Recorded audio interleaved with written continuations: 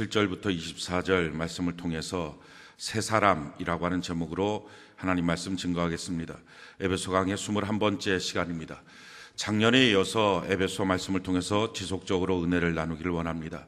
에베소서는 전체 6장으로 되어 있는 성경인데 1장부터 3장까지는 하나님의 구원받은 자녀로서 받게 된 축복에 대해서 설명을 하고 있고 4장부터 6장까지는 이 자녀가 자녀답게 사는 삶의 모습에 대해서 말씀하고 있습니다. 우리 모두가 구원받은 하나님의 자녀라면 참 놀라운 하나님의 복을 받은 사람입니다. 에베소 1장 3절로 6절 우리 같이 한번 읽어볼까요? 같이 한 목소리 시작. 찬송하리로다. 하나님 곧 우리 주 예수 그리스도의 아버지께서 그리스도 안에서 하늘에 속한 모든 신령한 복을 우리에게 주시되 곧 창세전에 그리스도 안에서 우리를 택하사 우리로 사랑 안에서 그 앞에 거룩하고 흠이 없게 하시려고 그 기쁘신 뜻대로 우리를 예정하사 예수 그리스도로 말미암아 자기의 아들들이 되게 하셨으니 이는 그가 사랑하시는 자 안에서 우리에게 거저 주시는 바 그의 은혜의 영광을 찬송하게 하려는 것이라. 아멘. 구원받았다라는 것은 하늘에 속한 모든 신령한 복을 받은 것입니다. 그 복이 무엇이냐? 하나님이 선택하셨다. 많고 많은 사람 중에 선택하셔서 우리의 길을 예정하여 주셨다는 것입니다. 그래서 우리의 인생은 방황하는 인생이 아니라 하나님이 짜놓은 코스웍대로 예정된 인생을 사는 것이다. 그래서 이 예정된 인생을 살아감을 통해서 하나님 앞에 은혜의 영광을 찬송하는 자로 우리를 살도록 만들어 가신다는 것입니다. 이것은 우리의 공로, 우리의 노력이 아니라 하나님의 선물이라고 말씀합니다. 에베소 2장 8절에 보면 너희는 그 은혜에 의하여 믿음으로 말미암아 구원을 받았으니 이것은 너희에게서 난 것이 아니요 하나님의 선물이다. 그래서 우리가 이 선물을 받은 우리가 지금은 하나님의 상속자로 또 같은 지체로 우리가 이런 복과 은혜를 나누고 있다는 것입니다. 에베소 3장 6절에 보면 이는 이방인들이 복음으로 말미암아 그리스도 예수 안에서 함께 상속자가 되고 함께 지체가 되고 함께 약속에 참여하는 자가 됨이라. 이처럼 우리는 놀라운 하나님의 복을 받은 사람이다라는 것입니다. 그렇습니다. 우리처럼 예수 믿고 구원받은 사람이라면 이 땅에 최고의 성공을 이미 얻은 사람입니다. 최고의 사랑을 이미 받은 사람입니다. 창조주 하나님께서 우리를 사랑하셔서 그 하나밖에 없는 독생자 예수 그리스도를, 그분이 바로 삼위일체 하나님이시죠. 그 하나님이 피조물인 여인, 그 죄인된 여인의 자궁 안에 착상돼서 세포 분열을 하고, 그래서 그 세포 분열을 통해서 10달 만에 벌거숭이로 태어나서 그 여인의 젖을 빨고 그 여인의 손에 의해서 자라나고 양육되고, 우리가 이것을 흔히 들었던 동정녀 탄생 또는 성육신의 사건이라고 알기 때문에 별것 아닌 것처럼 생각을 하지만 사실은 가만히 생각해 보면 그 창조주가, 무한하신 창조주가 죄인된 한 여인의 자궁 안에 들어와서 그렇게 착상돼서 세포 분열을 하고 벌거숭이로 태어나서 한 여인의 가슴에 있는 젖을 빨면서 양육받고 자라났다는 것. 33년의 생애를 사시다가 마지막 죽으실 때는 양속 양발에 못 박히시고 가시면류관 쓰시고 옆구리에 창 박히시고 채찍에 맞아서 온몸을 피로 줄줄 흘려서 물과 피를 남김없이 다 쏟으심으로 죽으셨다는 것입니다. 이게 만약에 소설로만 등장해도 참 놀라운 사건입니다. 야, 어떻게 이런 사건이 있을 수 있어? 근데 그게 소설이 아니라 성경이요 하나님의 말씀입니다. 하나님이 왜 그렇게 하셨습니까? 우리를 사랑해서, 우리를 죄로부터 건져내어서, 저주가 난 질병에서부터 건져내어서 하나님의 자녀를 만들기 위해서 이렇게 하신 것입니다. 사랑하고 사랑하고 사랑해도 그 마지막 사랑으로 해결될 수 없는 것을 아시고 마지막에는 자기의 하나밖에 없는 아들의 생명을 죽이심을 통하여 우리를 구원하시기로 작정하셨다. 그 사랑을 베풀어 주신 것입니다. 우리가 그 은혜로 말미암아 예수를 믿어서 구원을 받은 것입니다. 하나님의 자녀가 된 것입니다. 죄인으로 태어난 우리가 하나님의 자녀가 되었다. 아들과 딸이 되었다. 이것보다 더 큰 성공이 인생을 살면서 무엇을 얻을 수 있습니까? 또 그 하나님이 날 사랑하셔서 이처럼 자기 아들을 죽이면서까지 나를 자녀로 삼아주셨다. 이 큰 사랑을 어디서 받을 수 있습니까? 그런 점에서 보면 우리는 다 구원받았다면 세상에서 그 어디에서도 누릴 수 없는 성공을 이미 얻었고 그 사랑을 이미 받은 것입니다. 그래서 성경은 우리에게 이렇게 말합니다. 요한복음 3장 16절에 하나님이 세상을 이처럼 사랑하사 독생자를 주셨으니 이는 그를 믿는 자마다 멸망하지 않고 영생을 얻게 하려 하심이라. 로마서 5장 8절에 보면 우리가 아직 죄인 되었을 때 그리스도께서 우리를 위하여 죽으심으로 하나님께서 우리에 대한 자기의 사랑을 확증하셨느니라. 우린 증명된 그와 같은 사랑을 이미 받은 사람입니다. 그래서 우리는 예수 믿고 구원을 받았다면 더 이상 성공에 목말라 하지 않습니다. 더 이상 사랑받기 위하여 목말라 하지 않습니다. 자, 그렇다면 우리의 인생은 무엇 때문에 살아야 합니까? 더 이상 성공이 우리에게 의미가 없고요. 더 이상 누군가의 사랑을 내가 받고 사랑을 나눈다는 것이 더 이상 의미가 없습니다. 왜? 가장 큰 성공과 가장 큰 사랑을 이미 우리가 받았기 때문에 그렇습니다. 자, 그렇다면 우리는 왜 살아야 됩니까? 한마디로 말하면요, 하나님의 뜻을 이루기 위해서 사는 것입니다. 그 내용이 그럼 하나님의 뜻이 무엇인가를 설명하는 것이 바로 에베소 4장부터 6장까지의 말씀입니다. 그 첫 번째가 우리가 작년에 한번 다루었던 말씀입니다. 성령께서 하나 되게 하신 것을 힘써 지키는 것, 이것이 첫 번째 우리가 해야 될 일입니다. 성령이 하나 되게 하신 것이 두 가지가 있죠. 하나는 가정이고 하나는 교회입니다. 이 가정과 교회를 힘써 지키는 것, 이것이 우리 하나님의 구원받은 우리들이 해야 될 일입니다. 이 가정도 교회도 요즘에 무너지고 깨어지고 있는 시대입니다. 이때 이것을 힘써 지키는 것, 이것이 바로 저와 여러분들이 해야 될 일입니다. 그럼 두 번째, 오늘 시간인데요, 이 두 번째 뭘 우리가 하는 것이냐? 새 사람이 돼야 한다 하는 것입니다. 옛사람으로 옛날의 성품, 옛날의 기질, 옛날의 모습 그대로 가정을 지키는 게 아니라, 그래서 끝내 예수 믿는 것 때문에 어쩔 수 없이 이혼할 수 없으니까 이 남편을 참아주고 이 아내를 참아주고 그렇게 사는 게 아니라 변화된 새 사람으로 성품도 바뀌어지고 기질도 바뀌어지고 말도 바뀌어지고 제약된 행실도 끊고 태도도 바뀌어져서 나를 통해서 하나님의 의와 평강과 희락이 나타나서 내 주변도 행복하게 만드는 남편이 되고 아내가 되어서 그렇게 해서 가정을 지키고 그런 거룩한 성도가 되어서 교회를 지키는 것, 이것이 바로 하나님의 자녀로서 이 땅을 살아가는 이유다 하는 것입니다. 예수를 믿는다는 말은요, 반드시 변화가 돼야 된다 하는 말입니다. 이 말을 오해하지 않기를 바랍니다. 변화되면 참 좋죠, 이 말이 아니고요, 반드시 변화돼야 합니다. 예수님이 실제하시고 그 실제하신 예수님이 나를 위해서 십자가에 실제로 죽으셨고 그 예수님을 믿음으로 내 마음에 실제로 계신다면 변화되지 않을 수가 없습니다. 근데 만약에 예수를 믿노라 하면서 변화되지 않는다면 그 신앙의 고백 중에 무엇인가는 거짓입니다. 우리가 이 사실을 분명히 알아야 됩니다. 우리 신앙생활은 관념 속에만 있는 게 아닙니다. 우리 신앙생활은 생각 속에만 있는 게 아니에요. 진정한 신앙이라면 정말 예수님이 살아계시고 그 예수님이 실제로 날 위해서 십자가에 못 박혀 죽으셨고 그 예수님이 지금 내 마음의 주인으로 실제로 임재하신다면 어떻게 안 바뀝니까? 어떻게 변화가 없겠습니까? 변화가 없을 수가 없습니다. 그럼에도 불구하고 변화가 없다면 그 중에 무엇인가는 거짓입니다. 한 청년이 예수님께 왔습니다. 성경은 그 청년을 부자라고 말합니다. 청년인데 부자예요. 나이가 들어서 오랫동안 돈을 벌어서 부자가 됐다. 이것도 대단한데 청년인데 부자예요. 대단한 성공을 거둔 사람입니다. 또 다른 성경에 보면 그 사람은 관원이라고 말합니다. 그러니까 지금으로 말하면 국회의원입니다. 게다가 한 걸음 더 나가서 이 사람이 율법을 다 지켰대요. 굉장히 도덕적인 사람입니다. 지금은 전혀 그런 의미가 아니에요. 여러분들이 오해하지 않기를 바라고요. 처음에 나타났을 때 꼭 이렇게 성경이 말하고 있는 사람 같은 사람이 생각이 났어요. 안철수. 지금은 전혀 아닌 거예요. 그 이미지가 다 없어졌어요. 처음에 나타났을 때 안철수를 보면 청년인데, 청년은 뭐 결혼 안 했다 이 얘기가 아니고 젊은 사람인데 부자예요. 2,500억 원이 재산이 있다는 거잖아요. 그러니까 한 달에 아무것도 안 해도 은행에만 넣어놔도 2억 5천만 원씩이 뚜박뚜박 자기한테 떨어지는 그 어마어마한 부자예요. 근데 이 사람이 국회의원 정도는 아무것도 아닌 거예요. 자기가 언제든지 나가면 될 수 있다, 이 정도의 국민적인 인기가 그 당시에 있었죠. 뭐 서울시장 뭐 다른 사람한테 양보할 만큼 아무것도 아닌 걸로 취급했던 그런 사람입니다. 게다가 그 사람이 그 무릎팍도사에서 강호동 씨랑 같이 이렇게 대담하는 걸 처음 봤는데 전 예수 믿는 사람인 줄 알았어요. 예수 믿는 정도가 아니라 목사님인 줄 알았어요. 야, 어떻게 저럴까? 근데 아니나 다를까 강호동 씨가 얘기하더라고요. 목사님인 것 같은데요. 그랬더니 알고 보니까 예수를 안 믿는 사람이에요. 근데 너무 도덕적이에요. 자기가 평생 살면서 화를 한번 냈는데 사람한테 낸 것도 아니고 샤워하다가 너무 화가 나서 벽을 한번 쳤대요. 그런 사람이 어디 있어요?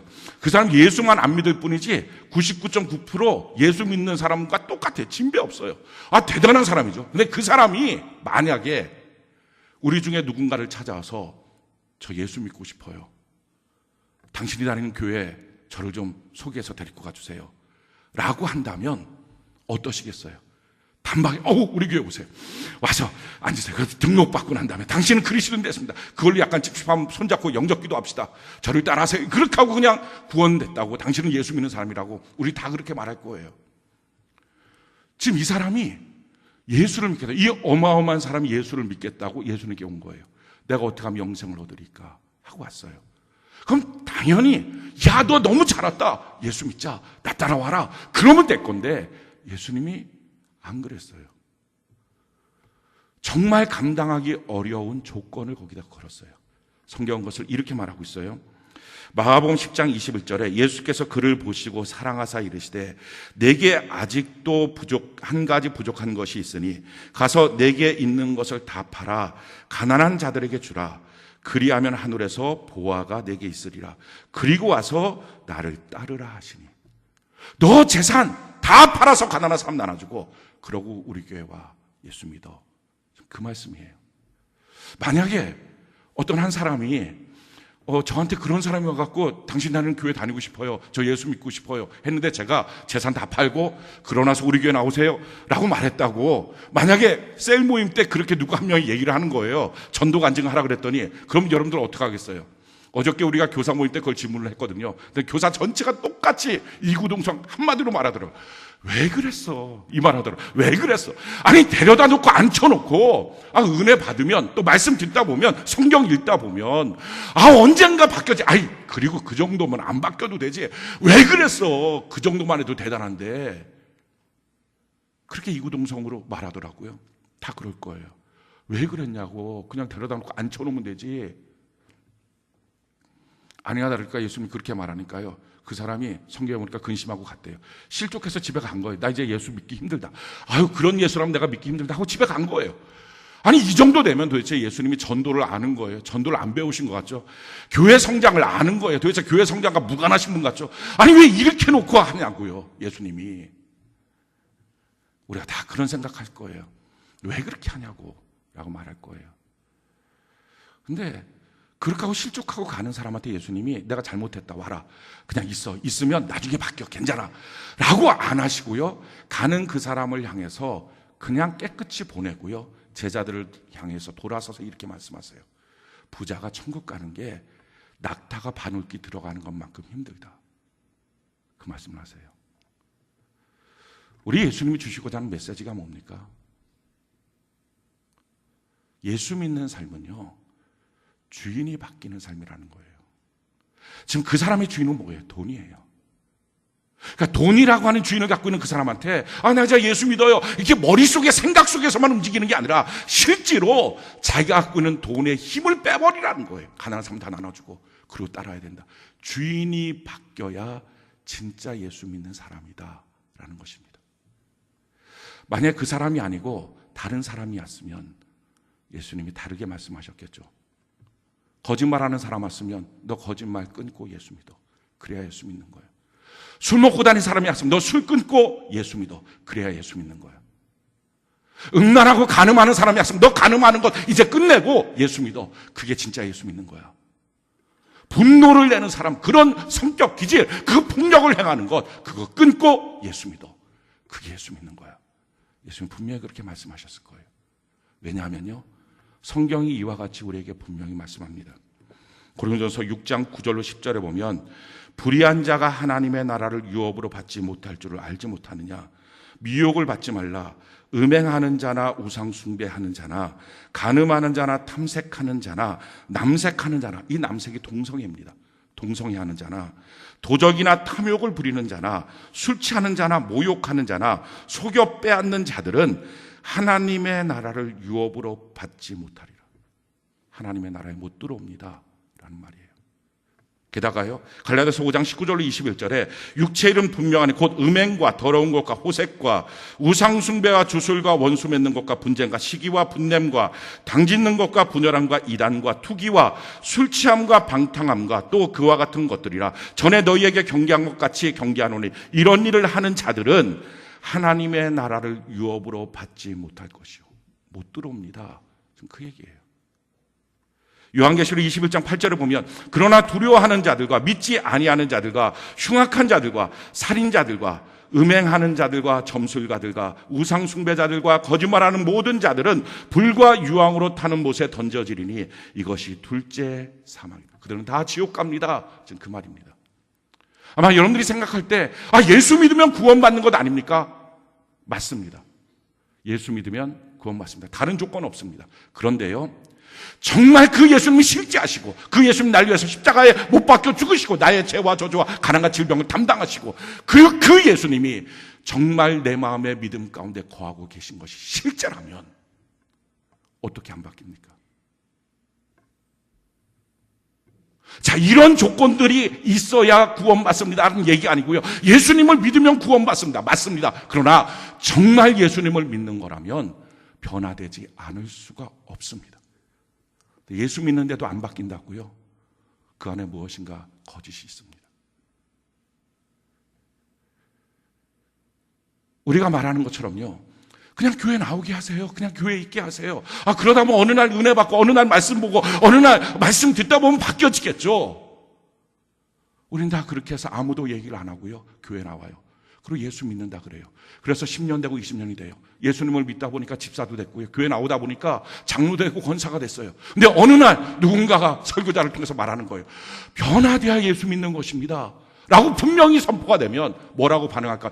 그렇습니다. 이제 내가 바뀌어질 때가 됐어요. 내가 주님 안에 변화받겠습니다 라고 말하는 사람보다는 그동안 그렇게 안 해도 저 예수 잘 믿고 살았는데요, 왜 꼭 그래야 돼요? 왜 이렇게 율법적이에요? 라고 말하는 거예요. 실질적으로 예수 믿으면 변화되는 것이 너무나 마땅한데요.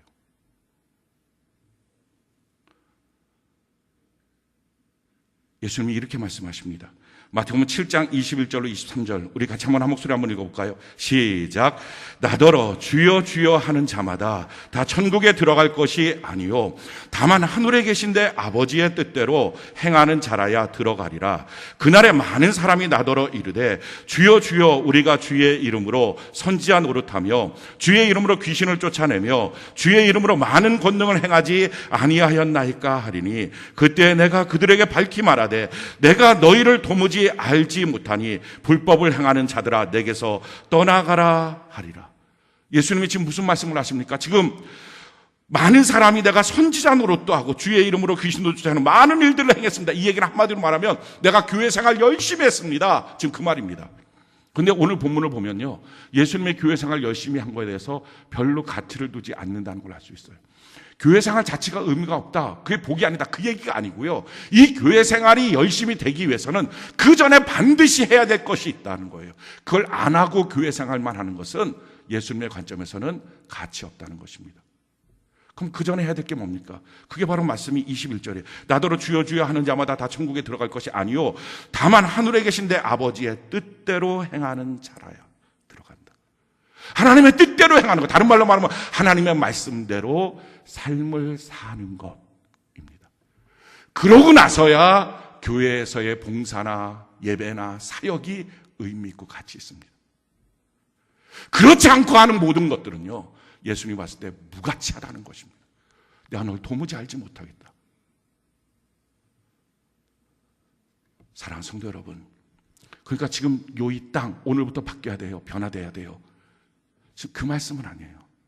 분명한 사실은 내가 여전히 술 먹고 있으면서 난 예수 믿으니까 천국 가 라고 생각하지 마시라는 거예요. 내가 여전히 화내고 누군가를 때리고 있으면서 나 예수 믿으니까 천국 가, 그런 생각하지 마시라는 거예요. 간음하고 있으면서, 음란하면서, 탐욕을 부리면서, 욕심내면서 나 예수 믿으니까 천국 가, 그렇게 착각하지 마시라는 거예요. 그건 예수 믿는 게 아닙니다. 예수 믿으면 성품도 기질도 못된 행실도 말도 죄악된 습관도 바뀌어지는 것입니다. 그게 안 바뀌어지면서 평생 나는 괜찮아 예수 믿으니까. 아니요. 그 예수는 예수가 더 이상 아니에요. 예수님이 오셔서 나를 바꿀 수 없다면, 예수님이 오셔서 나의 기질과 성품과 말과 태도와 죄악된 행실을 바꿀 수 없다면 더 이상 내게 있어서 그분은 예수님이 아니에요. 아마 우리 중에 많은 성도님들이 자기의 삶을 바꾸기 위해서 부단히 노력하신 분들이 있을 것입니다.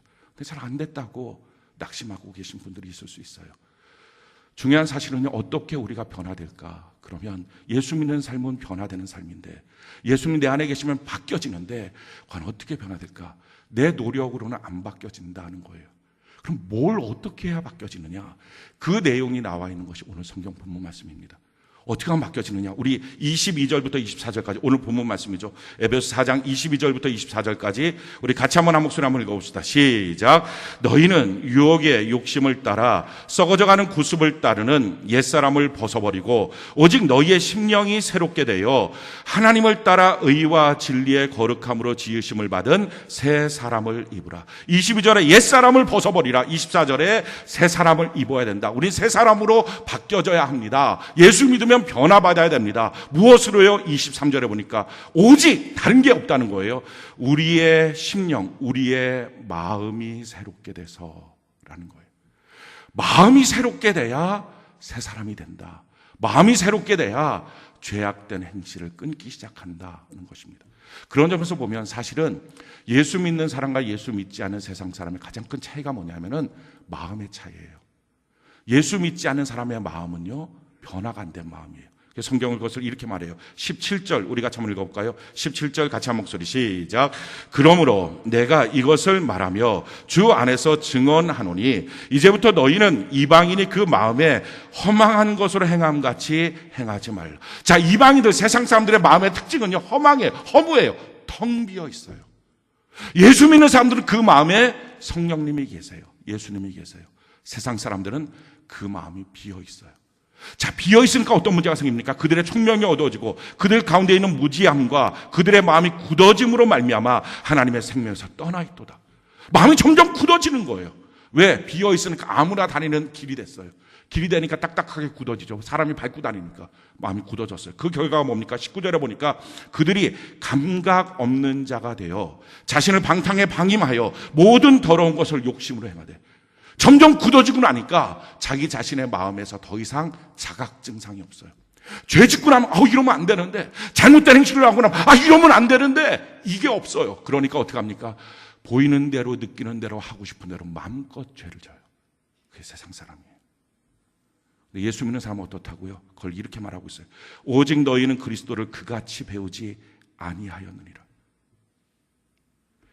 진리가 예수 안에 있는 것 같이 너희가 참으로 그에게서 듣고 또한 그 안에서 가르침을 받았을진데, 참으로 예수님을 믿고, 그래서 예수님을 믿는 것은 관념 속에 있는 게 아니라 정말 그분을 실제로 믿고 그의 말씀 앞에 나의 삶을 헌신하며 그대로 살아가고 있다면 옛사람을 벗어버리고 새 사람으로 바뀌어야 합니다 라는 거예요.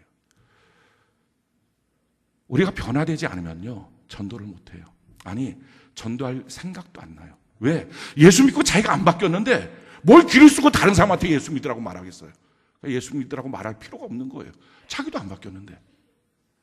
그러니까 기껏해봤자 전도가 뭐냐? 교회 수 채우는 거라고 생각해요. 그러니까 이 사람 저 사람한테 어느 날 감동받으면 교회 한번 나와 예수 한번 믿어요. 그냥 그렇게 했는데 거기서 더 이상의 헌신이 요구되거나 더 이상의 무엇인가 자기의 희생이 요구될 때는 그럴 필요가 없는 거예요. 어차피 자기도 안 바뀌었는데 못하러 그 사람 보고 예수 구태여 믿으라고 하겠어요.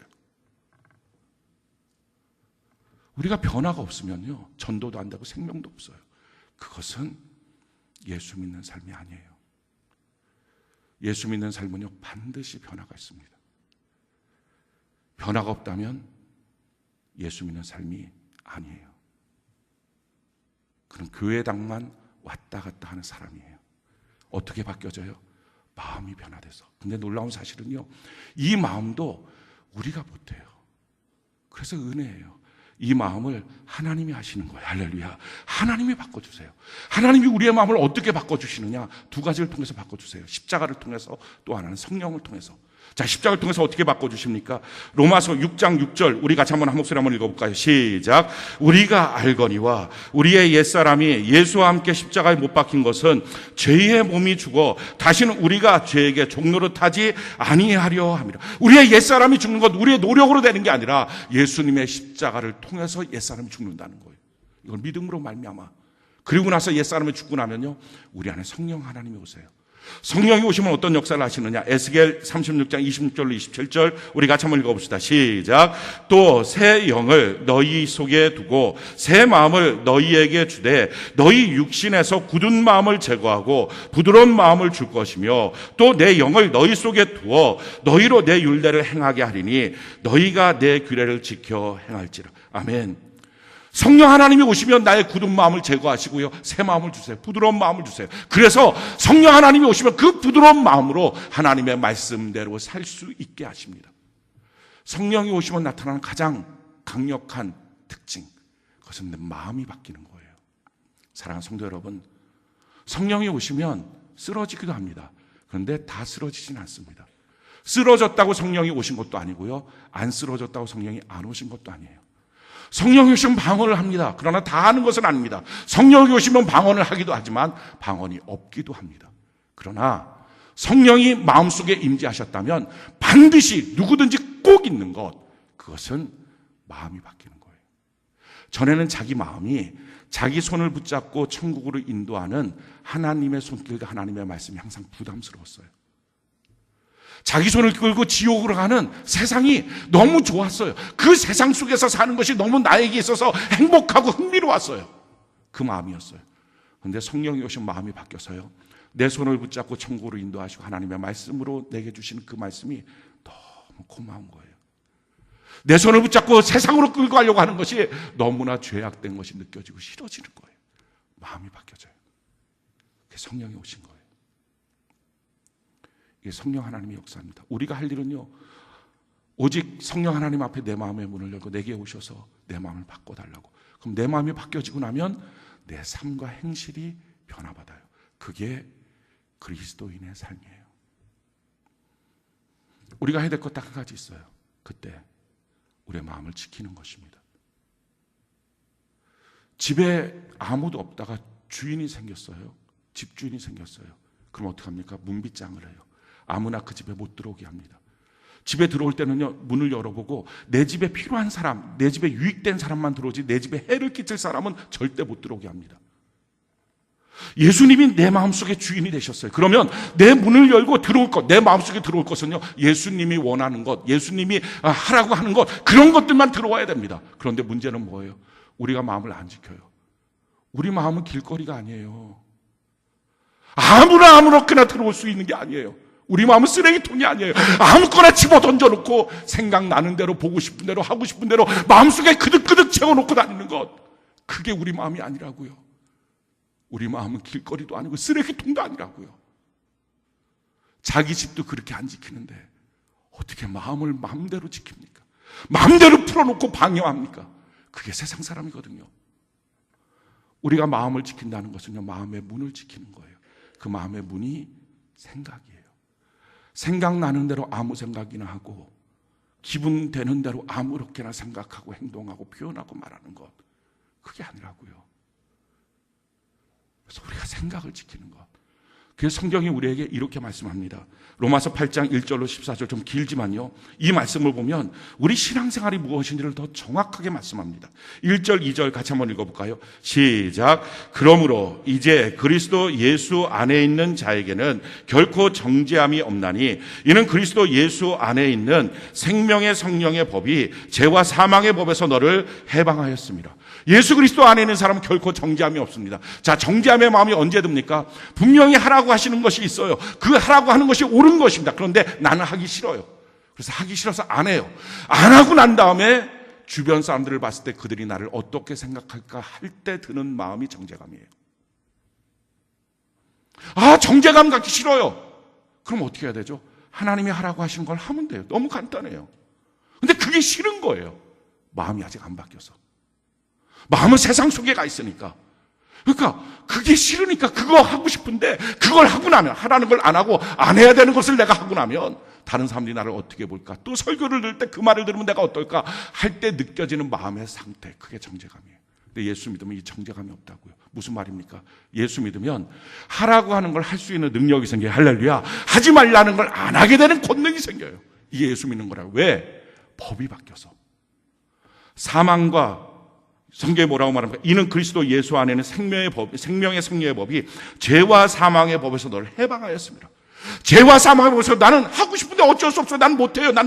이랬던 사람이 예수 그리스도 안에 들어오면 생명의 승리의 법으로 할 수 있는 사람으로 바뀌어진다는 거예요. 근데 이게 어떻게 바뀌어지느냐? 우리 노력으로 바뀌어진 게 아니라는 거예요. 그래서 성경 이것을 우리에게 이렇게 말하게요. 3절 4절 같이 한번 읽어볼까요? 시작. 율법이 육신으로 말미암아 연약하여 할 수 없는 것을 하나님은 하시나니 곧 죄로 말미암아 자기 아들을 죄 있는 육신의 모양으로 보내어 육신의 죄를 정하사 육신을 따르지 않고 그 영을 따라 행하는 우리에게 율법의 요구가 이루어지게 하려 하심. 아멘. 율법이 육신으로 말미암아 연약하여 할 수 없는 것을, 하나님의 말씀대로 우리 살 수 있는 능력이 없어요. 그만큼이 강건하지가 못해요. 우리의 육신이 그것을 따라갈 만큼 되지가 않아요. 그래서 할 수 없다는 거예요. 그런데 이것을 하나님이 하시나니, 하나님이 바꿔주시겠다는 거예요.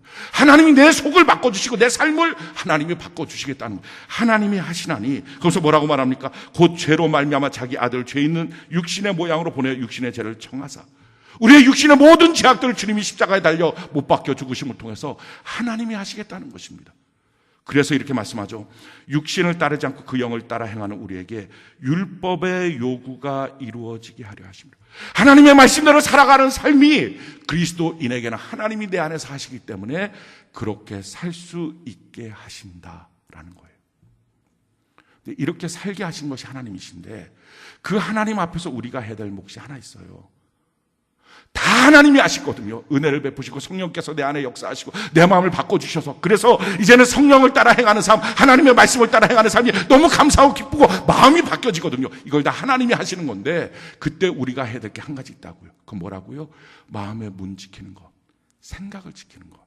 그래서 그 다음에 뭐라고 말합니까? 5절부터 7절까지 우리 같이 한번 읽어볼까요? 시작. 육신을 따르는 자는 육신의 일을, 영을 따르는 자는 영의 일을 생각하나니 육신의 생각은 사망이요 영의 생각은 생명과 평안이니라. 육신의 생각은 하나님과 원수가 되나니 이는 하나님의 법에 굴복하지 아니할 뿐 아니라 할 수도 없습니다. 아멘.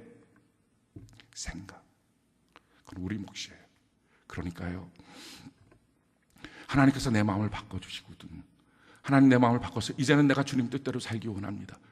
이제는 내가 하나님의 말씀대로 살기를 원합니다. 이제는 내가 의와 거룩함으로 살기를 원합니다. 내 가정을 지킬 때 이제는 어쩔 수 없이 나를 그냥 참아줘라 이렇게 하는 게 아니라 의와 평강과 희락의 모습이 내 안에서부터 나타나서 내 주변도 나를 보면서 행복해지고 기뻐지도록, 그렇게 가정을 지키고 그렇게 회사와 그렇게 삶의 모든 터전과 교회 공동체가 지켜지도록 그렇게 변화받는 것이 옳구나. 내가 그렇게 살아야지. 그런데 하나님, 내가 그렇게 살 수 있는 능력이 없어요. 하나님이 내 안에 해가세요 라고 하나님께서 그런 마음을 주시거든. 그 다음부터 뭘 해야 됩니까? 나는 여전히 술 먹어도 천국 가. 난 여전히 음란해도 천국 가. 난 여전히 욕심 부리고 욕한 말하고 두들겨 패고 싸우고 분쟁하고 난 이래도 천국 가 라고 생각하지 마시라는 거예요. 그것은 예수 믿는 삶이 아니에요.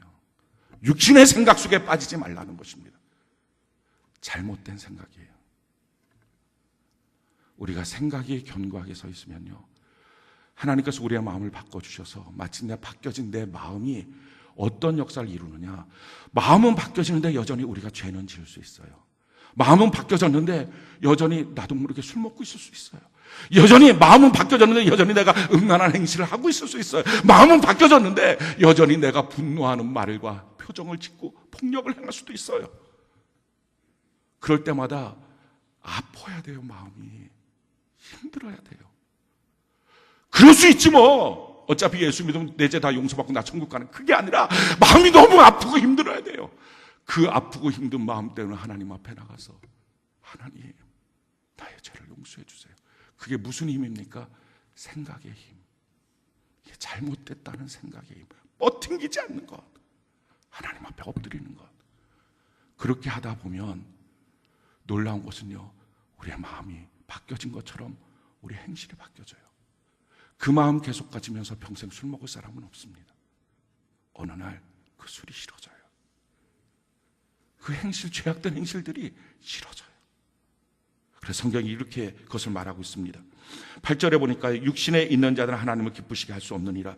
만일 너희 속에 하나님의 영이 거하시면 너희가 육신에 있지 아니하고 영에 있나니 누구든지 그리스도의 영이 없으면 그리스도의 사람이 아니라. 또 그리스도께서 너희 안에 계시면 몸은 죄로 말미암아 죽은 것이나 영은 의로 말미암아 살아있는 것이니라. 11절 같이 한번 읽어봅시다. 시작. 예수를 죽은 자 가운데서 살리신 이의 영이 너희 안에 거하시면 그리스도 예수를 죽은 자 가운데 살리신 이가 너희 안에 거하시는 그의 영으로 말미암아 너희 죽을 몸도 살리시라. 여전히 죄악은 범하고 있어도 내 안에 영이 살아있으면, 내 마음이 살아있으면 마침내 죽을 몸도 바뀌어진다. 그게 그리스도인이에요. 예수 믿는 사람 안 바뀐다고요? 그제 그대로 짓고 산다고요? 그럴 수가 없어요. 정말 그 예수님이 실제하시고 그 예수님을 정말 믿고 있다면, 노래만 부르는 게 아니고 그냥 예수 믿는다고 교회만 나오고 예배당만 나와 있는 게 아니라면, 정말 그 예수님을 믿고 있다면 어떻게 안 바뀝니까? 어떻게 변화가 없습니까? 잘못 믿어온 거예요. 아마 이와 같은 설교가 듣기 싫을 수는 있어요. 그래서 이런 설교하지 않는 교회 없나? 그래서 평생 그런 설교를 안 들을 수는 있어요. 그렇지만 그렇다고 해서 성경에 그 말씀이 없어지진 않아요. 예수 믿는 삶, 반드시 변화되는 삶. 그래서 이렇게 말합니다. 그러므로 형제들아, 우리가 빚진 자로 돼 육신에게 져서 육신대로 살 것이 아니니라. 너희가 육신대로 살면 반드시 죽을 것이로되 영으로서 몸의 행실을 죽이면 살리니 무릇 하나님의 영으로 인도함을 받는 사람은 곧 하나님의 아들이라. 우리의 마음이 변화되고 나면요, 마음의 힘이 내 삶을 바꿀 수 있어요. 내 육신의 제약된 행실을 끊어버릴 수 있어요. 그 힘이 생긴다고요. 예수 믿는 삶은요, 성품도 바뀌어지는 거예요. 기질도 바뀌어지는 거예요. 말도 바뀌어지는 거예요. 태도도 바뀌어지는 거예요. 죄악된 행실도 끊는 거예요. 그래서 예수 믿으면, 전에는 죄의 냄새가 났던 사람이 예수의 향기가 진동하고요. 그래서 예수를 믿으면요, 주변 사람들이 너가 믿는 예수 너무 귀하다고 그런 말을 듣기 시작해요. 하나님의 의와 하나님의 평강과 하나님의 희락이 우리 통해서 나타나기 시작해요. 우리 마음속에 하나님의 나라가 이루어져요. 예수 믿는 삶이에요. 사랑하는 성도 여러분, 오늘 우리가 우리의 마음의 문을 열고 성령님, 내 마음에 임재하여 주시옵소서. 그래서 내 마음을 바꿔주세요. 내 마음 안에 주님이 역사해 주세요. 바꿔주세요. 그렇게 우리 하나님께 기도합시다. 그리고 주님, 나는 내 생각을 지키겠습니다. 육신의 생각들, 더러운 생각들, 잘못된 생각들 하지 않겠습니다. 영의 생각으로 생명과 평안 가운데 거하겠습니다. 주 앞에 그렇게 고백하는 것입니다. 그래서 마음을 바꾸시는 하나님이 내 삶을 바꿔 가시면서, 그래서 내 가정도 힘써 지켜질 만한 가치가 있는 가정이, 내 남편도 내 아내도 내 부모도 내 자녀도 같이 있어야만 될 가치가 있는 사람이 되고, 우리 성도들이 같이 있어야 될 그런 가치가 있는 성도가 되는 것, 그 삶이 되는 것, 이것이 이 세상을 살아가는 그리스도인의 삶입니다. 저와 여러분들이 그런 삶이 되는 은혜가 있기를 예수님 이름으로 축원합니다.